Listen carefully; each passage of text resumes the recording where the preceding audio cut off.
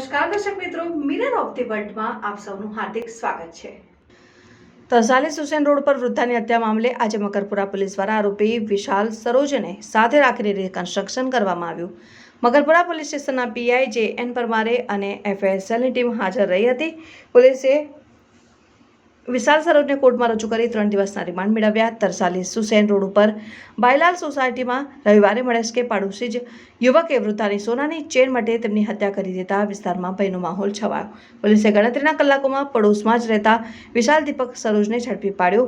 પોલીસે ગણતરીના કલાકોમાં આરોપીને ઝડપી પાડ્યો હતો। હત્યારા યુવકે જે સર્જિકલ નાઇફથી હત્યા કરી હતી, ચપ્પુ ઉત્તર પ્રદેશ સ્થિત પોતાની શાળાની બાયોલોજીકલ લેબમાંથી ચોરી કરીને લાવ્યો હતો। વિશાળ સુરવિંદરસિંહ ના એટીએમ કાર્ડ અને ક્રેડિટ કાર્ડ લઈ જઈ રહ્યો હતો। 5 દિવસમાં 1.15 લાખ ઉપાડ્યા હતા। તે ગાંજાનો વ્યસની હોવાથી ગાંજો ખરીદ્યો હતો, ખાવા પીવામાં ખર્ચ કરતો હતો અને તે તરસાલી જીબી પાસે પડ્યો રહેતો હતો। પૈસા ખૂટતા લૂંટ ઇરાદે ગયો હતો।